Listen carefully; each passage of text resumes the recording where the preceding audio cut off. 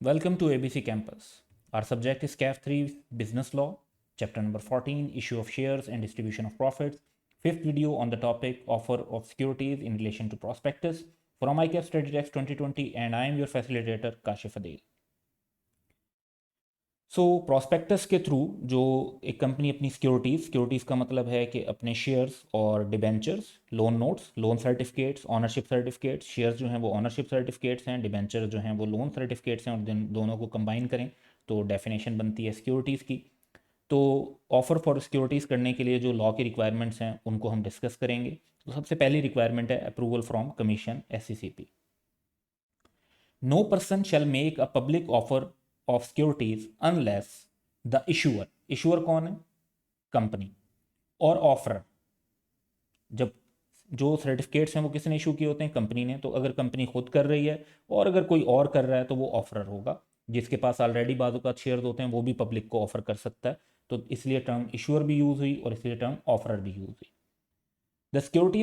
The offeror of securities has submitted for approval to the commission and the commission has approved prospectus।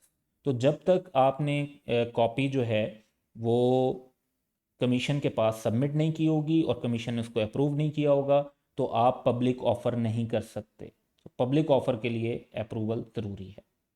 अब इस approval की validity, a prospectus approved by the commission shall be valid for a period of 60 days from the date of such approval. यानी आपको जो prospectus फिर issue करनी है वो अप्रूवल के 60 डेज के अंदर इशू कर देनी है। The shelf prospectus shell be valid. अब शेल्फ प्रोस्पेक्टस हमने पढ़ा था अपने लास्ट वीडियो में कि एक सिंगल प्रोस्पेक्टस बनती है, सिंगल डॉक्यूमेंट बनता है मोर देन वन ऑफरिंग्स के लिए, यानी एक से ज़्यादा बार शेयर ऑफर करने के लिए। Shall be valid for such longer period, 60 days से ज़्यादा के लिए हो सकती है, as approved by commission. The time period may be extended by the commission for reasons to be recorded in writing. तो टाइम पीरियड जो है वो SCCP ही एक्सटेंड कर सकता है और एक्सटेंड करने की रीजन जो है वो राइटिंग में रिकॉर्ड की जाएंगी। अब इस सारे पॉइंट को ज़रा डिस्कस करते हैं एक एग्जाम्पल के through. Example 10, ABC Limited, a listed company, has decided to issue shares to the general public. Let us consider two scenarios.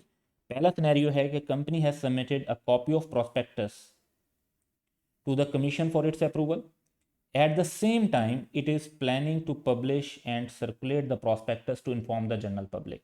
तो ये तो एक गलत बात हो जाएगी क्योंकि सिर्फ सबमिट करवाना काफ़ी नहीं है, अभी तक वो अप्रूव नहीं हुई।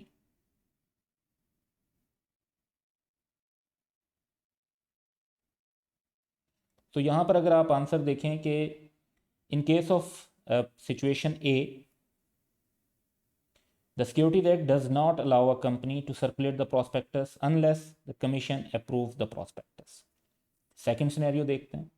The prospectus is approved by the commission. Due to some unavoidable reason, the company could not circulate the prospectus. After 3 months, 3 months तो तकरीबन 90 डेज बन गए, जबकि जो प्रोस्पेक्टस अप्रूवल के 60 डेज के अंदर आपको इशू एंड सर्कुलेट करनी होती है। The company decide to issue these shares based on prospectus approve by the commission. तो ये भी 3 मंथ्स के बाद भी गलत हो जाएगा, लेकिन इसका एक सोल्यूशन है। वो सोल्यूशन ये है कि अगर कमीशन को रीज़न बताई जाएँ और SCCP जो है वो पीरियड एक्सटेंड कर दे after recording the reasons in writing. तो ये इसका आंसर देखते हैं। In case of B, a prospectus approved by commission is valid for 60 days from the date of approval or such longer period as approved by commission. ABC Limited shall have to apply for grant of extension for the validity of prospectus beyond 60 days if the commission has not approved it for a longer period। तो आपको commission से extension अगर मिल गई तो फिर तो circulation कर सकते हैं, अगर एक्सटेंशन नहीं मिलती तो फिर एक नई प्रॉस्पेक्टस का अप्रूवल लेना पड़ेगा। अब SCCP की लाइबिलिटी, लॉ ये बड़ा क्लियरली डिफाइन कर देता है कि बेशक SCCP प्रॉस्पेक्टस को अप्रूव करता है, लेकिन अगर प्रॉस्पेक्टस के अंदर कोई गलत इन्फॉर्मेशन होती है और उसकी वजह से किसी को कोई नुकसान हो जाता है तो SCCP लाइबल नहीं होगा उस पर्सन को। लाइबल जो है वो कंपनी ही होगी, लाइबल वो शख्स ही होगा जो वो शेयर ऑफर कर रहा था और जिसने वो गलत इन्फॉर्मेशन दी थी। तो SCCP अपनी तरफ से पूरी कोशिश करता है कि तमाम इन्फॉर्मेशन की एक्यूरेसी और तमाम चीज़ों को देख कर अप्रूव किया जाए, लेकिन अगर कुछ रह जाता है और उसकी वजह से किसी को नुकसान होता है तो SCCP की कोई लाइबिलिटी नहीं होगी।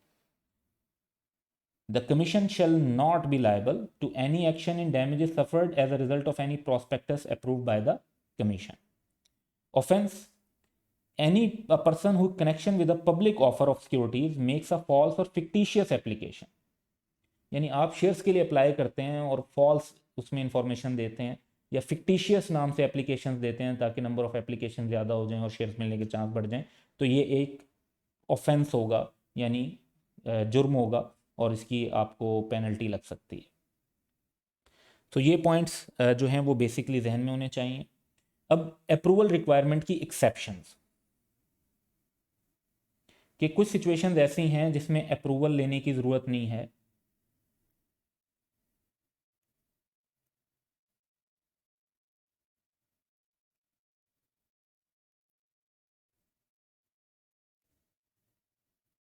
SECP से तो उसमें पहली सिचुएशन है securities offered by state bank of Pakistan. अगर state bank of Pakistan price bond issue करता है या कोई और ऐसी सिक्योरिटीज इशू करता है तो स्टेट बैंक ऑफ पाकिस्तान को SECP से कोई अप्रूवल लेने की ज़रूरत नहीं होगी। सेकेंड है where the securities are offered in connection with the private offering और प्राइवेट प्लेसमेंट। ये प्राइवेट ऑफरिंग और प्राइवेट प्लेसमेंट सेम टर्म्स हैं। अब ये टर्म्स जो हैं वो ज़रा इस लेवल पर थोड़ी सी हाई लेवल बन जाती हैं, लेकिन लेट्स डिस्कस दैट कि प्राइवेट प्लेसमेंट होती क्या है। So private placement is sale of stock shares or bonds to pre selected investor, यानी एक कंपनी जो है बजाय इसके कि ओपन मार्केट में पब्लिक को शेयर्स ऑफर कर रही हो, वो एक सिलेक्टेड ग्रुप ऑफ इन्वेस्टर्स को जो है ऑफर करती है अपनी सिक्योरिटीज़ और उन्हें कहती है कि जी आप हमारी कंपनी में इन्वेस्ट कर लें। तो इसे प्राइवेट प्लेसमेंट कहते हैं, यानी इसमें जनरल पब्लिक इन्वॉल्व नहीं होती। तो इसमें अमूमन वेल्दी इंडिविजुअल इन्वेस्टर्स को, बैंक्स को, फाइनेंशियल इंस्टीट्यूशन को, म्यूचुअल फंड्स को, इंश्योरेंस कंपनीज, पेंशन फंड वगैरह ऐसे लोगों को जो है इनवाइट किया जाता है और सिर्फ उन एक सेलेक्टेड ग्रुप ऑफ पर्सन्स जो होता है उनको ऑफर की जाती है। क्योंकि ये प्राइवेट प्लेसमेंट होती है, जनरल पब्लिक को ऑफर नहीं कर रहे होते, तो प्रॉस्पेक्टस की जो लॉजिक्स हैं और रिक्वायरमेंट्स हैं वो फिर यहाँ पर उस तरीके से अप्लाई नहीं होती, इसलिए अप्रूवल से इसको जो है एक्सेप्शन में रखा गया। फिर है issue of shares of a subsidiary to the members of a listed holding company by way of specie dividend or any other distribution in the prescribe manner. अब ये सिनेरियो यूँ है कि ये एक जी होल्डिंग कंपनी है और एक उसकी सब्सिडरी कंपनी। तो होल्डिंग कंपनी अपने शेयर होल्डर्स को डिविडेंड के तौर पे दे रही है। अब डिविडेंड के तौर पे कैश नहीं दे रही, बल्कि जो उस होल्डिंग कंपनी के पास सब्सिडरी कंपनी के शेयर हैं वो दे रही है अपने शेयर होल्डर्स को। तो अगर वो इस तरीके से शेयर इशू कर रही है, होल्डिंग कंपनी अपनी सब्सिडरी के शेयर दे रही है, तो फिर उसको भी प्रॉस्पेक्टस की जरूरत नहीं होगी। तो ये वंस अगेन पढ़ेंगे, issue of share of a subsidiary to the members of listed holding company by way of special dividend. Special dividend होता है कि जी जहाँ पे इसका मतलब होगा नॉन कैश। तो जब शेयर्स दे रहे होते हैं तो फिर कैश तो नहीं दे रहे होते, तो that's what it's called special dividend. Where the securities are offered by the issuer means company, to members or employees of the issuer और families of such members and employees।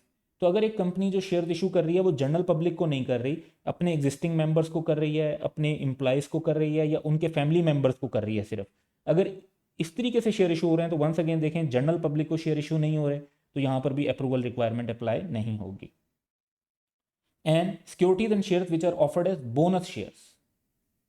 अच्छा, बोनस शेयर्स का concept ये होता है कि एक company अपने existing share holders को मजीद शेयर्स देती है सर्टिफिकेट और उनसे उसके अगेंस्ट कोई कैश नहीं लेती। तो इसके अंदर भी कोई जो है अप्रूवल की जरूरत नहीं है प्रॉस्पेक्टस की। The securities are shares and are offered as bonus shares to any or all of the members of the issuer. Issuer का जो लफ्ज यहाँ पे बार बार यूज हुआ है, इशूअर मीन्स कंपनी,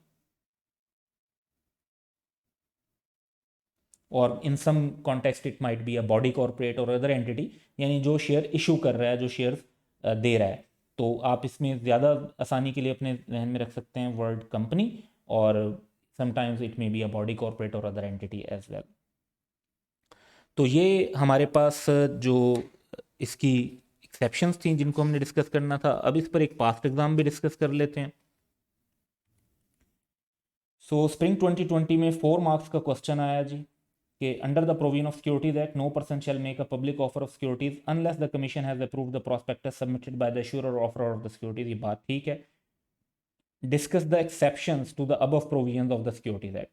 तो अभी जो हमने पॉइंट्स पढ़े थे उन्हीं को आप रिपीट कर देंगे कि सिक्योरिटीज़ अगर state bank of Pakistan offer करता है, प्राइवेट ऑफरिंग या प्राइवेट प्लेसमेंट की होती हैं, सब्सिडरी के शेयर्स अगर members of listed holding company को दिए जा रहे होते हैं, या सिक्योरिटीज़ जो हैं वो मेंबर्स और एम्प्लॉइज़ या उनकी फैमिलीज़ को दिए जा रहे होते हैं, या जहाँ पर बोनस शेयर इन्वॉल्व होता है।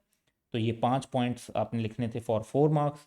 तो ये सिंपली रिप्रोडक्शन थी, थोड़ी सी डिफ़िकल्ट वर्डिंग है, बट आई होप के वन बाय वन हमने हर पॉइंट को डिटेल में एक्सप्लेन किया तो आपको बेहतर समझ में आई होगी। That's all for today, have a good day.